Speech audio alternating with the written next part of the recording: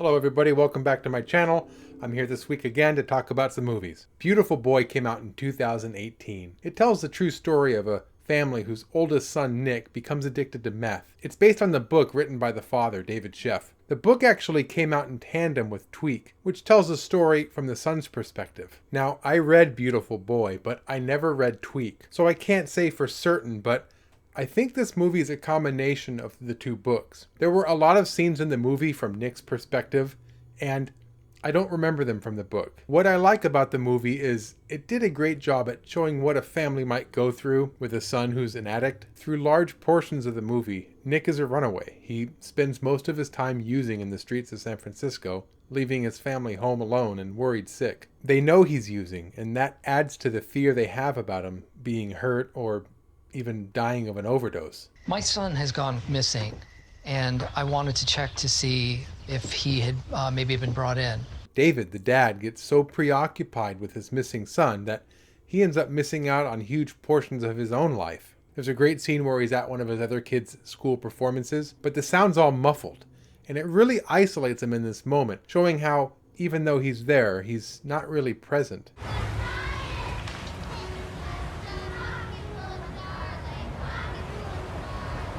At one point during another one of his disappearances, Nick breaks into his house and he's caught and runs away. His dad chases after him on foot, and his mother-in-law drives after him, both of them just leaving their other kids home all alone. All right, no, stay inside. I'm not kidding, all right? Stay there.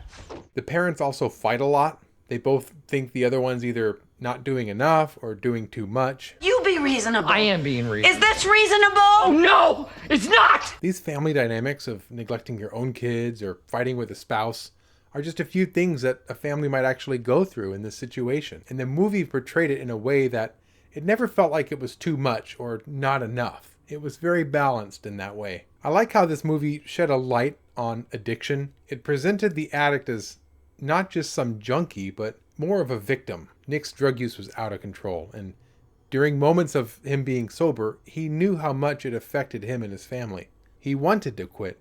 Even still, he couldn't stop himself. And the scenes of him actually using were done in a very, almost romantic way. Seeing him prepare everything was almost like watching a very comforting scene of someone making a cup of coffee on a cold morning.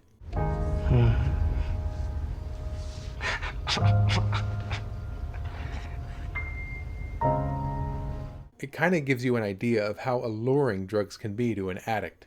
There are other movies out there that had a similar focus on an addict that was more sympathetic. Requiem for a Dream, Spun, even Fear and Loathing in Las Vegas. But there's something a little more intimate about how this movie portrayed drug use. Also, it was very effective in showing how the family was dragged along. Dragged along.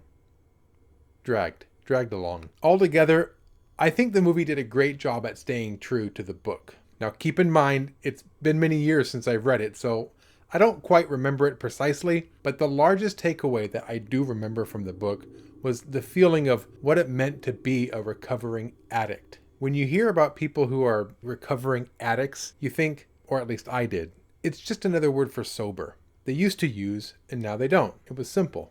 But the book taught me that recovering addicts really do struggle every day not to use. And the family involved also struggles every day with the fear that today might be the day that they finally relapse. There were countless false endings in the book where Nick would come home and it would seem like everything was going well. He seemed remorseful. He got along with his parents and two younger siblings, but it was only a matter of time before he'd relapse and go missing again.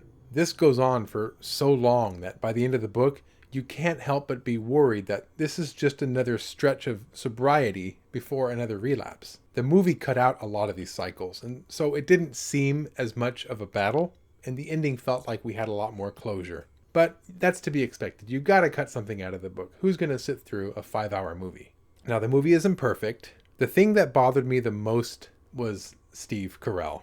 Now, that's not to say that he did a bad job. I think he did a good job. It's just, I'm not familiar enough with him as a dramatic actor, and his comedy is so dry to begin with that I often had a hard time seeing his performances as something sad. You know what? You're the one who's doing it!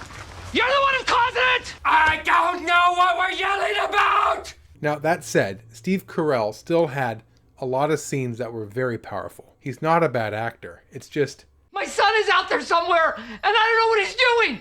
I don't know how to help him! Loud noises! Now, while we're on the subject of things that are funny that shouldn't be, there's one scene that really missed the mark. David becomes so consumed with trying to understand why his son would turn to drugs in the first place. Throughout the movie, he's reading articles online, he goes to a specialist, he even buys some addict he finds on the side of a street lunch just so he could talk to her about it. Are you hungry? You want to get something?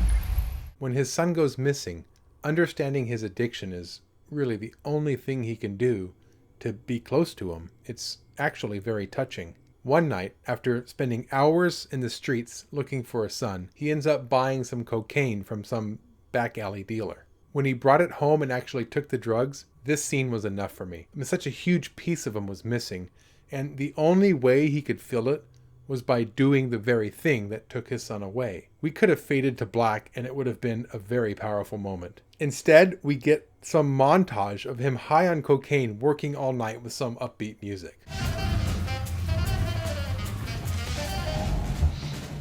I feel like they turned a very moving moment into just some cheap comic relief. Those are a couple mild problems I had with the movie. Altogether, it's very good and I recommend it. It's definitely not an uplifting story, so avoid it if you're feeling blue. Otherwise, go check it out. If you made it this far in the video, click that like button. It helps the algorithm, whatever the hell that means. Also, make sure to hit that subscribe button. That helps you stay up to date on what I'm actually watching. Is this reasonable? Oh no! It's not! No! God, please, no! No! Thanks for watching, everyone, and until next time, my name's Kenny, and let's not just watch movies, let's talk about them too.